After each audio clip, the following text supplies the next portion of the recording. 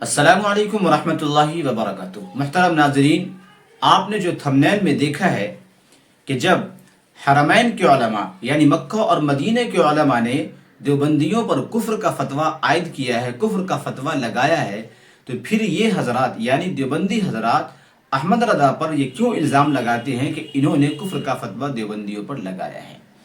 इसी सवाल का तशफ़ी बख्श जवाब चाहते हैं तो मैं आपसे ज़रूर कहूँगा कि आप पूरी वीडियो को देखें।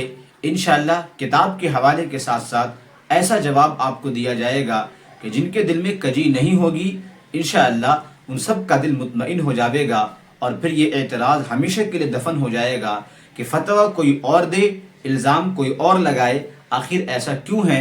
दोनों में किसकी बात सही है? देवबंदी अपनी बात में सही है या बरेलवी अपनी बात में सही है? इंशाअल्लाह ये बातें आपके सामने दूध का दूध और पानी का पानी हो जाएगा। आप थोड़ा सा वक्त निकाल करके पूरी वीडियो को देखें। आइए मैं आपको किताब के हवाले से पूरी बातें बताता हूँ। अब यहाँ से मैं किताबों के हवाले के साथ बात शुरू करता हूँ। मैंने ये अर्ज किया था कि कुफ्र का फतवा देवबंदियों पर जो लगाया गया, इस पर हकीकत में फतवा लगाने वाले कौन हैं? आया हरम के उलमा हैं यानी मक्का और मदीना के उलमा हैं या खुद अहमद रज़ा खान साहब हैं? तो आइए मैं आपको बता दूं।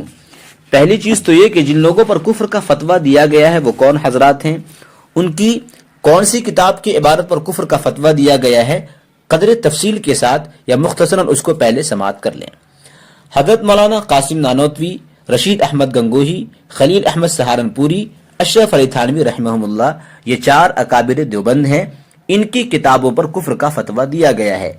उनमें जो किताबें हैं, एक फतावा रशीदिया रशीद अहमद गंगोही की, तहज़ीरुन्नास कासिम नानोतवी की, बराहीन कातिया खलील अहमद सहारनपुरी की और हिफ्जुल ईमान अशरफ अली थानवी रहमहुल्लाह अजमाइन की है। इन चारों किताबों की बाज इबारत पर, कुछ इबारत पर इसने कुफ्र का फतवा लगाया है या लगवाया है, ये इसी की तहकीक जारी है।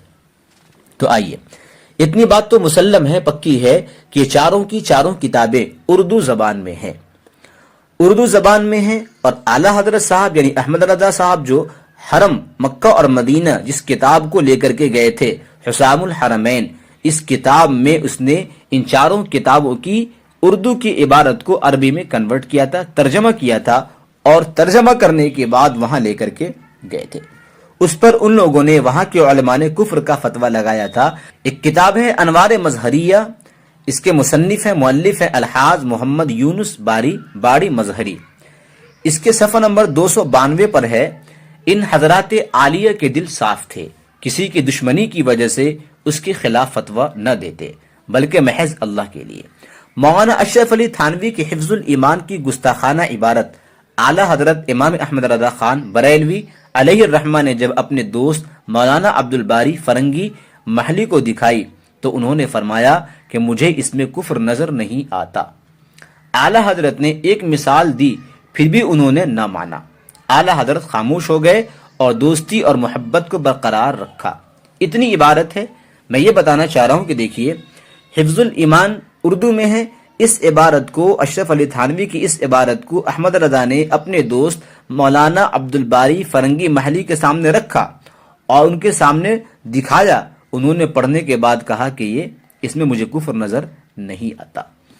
उसके बाद अहमद रज़ा साहब ने एक मिसाल देकर के समझाने की कोशिश की, उसके बावजूद वो कहते हैं कि मुझे इसमें कुफ्र नजर नहीं आता।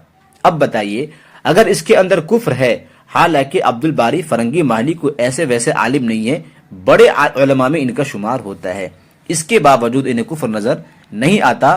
और सिर्फ एक शख्स नहीं है बल्कि और भी कई हजरात हैं जिनको इस इबारत में कुफ्र नजर नहीं आता, हत्ता कि ये उलमाए बरेली में से भी है, जैसा कि एक पीर नसरुद्दीन शाह साहब भी है, लिहाजा मैं उसका स्कैन भी लगा दूंगा।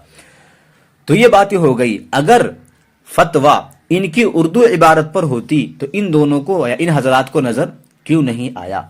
तो पता चला कि हकीकत के एतबार से उर्दू की जो तर्जमानी अरबी में की गई है, किसी और अंदाज में की गई है ताकि अपने मकसद को निकाला जा सके। लिहाजा कुफ्र का फतवा अरबी इबारत पर है जिसको आला हजरत ने तहरीर की है, न कि इन हजरात उलमाए अरबा की है।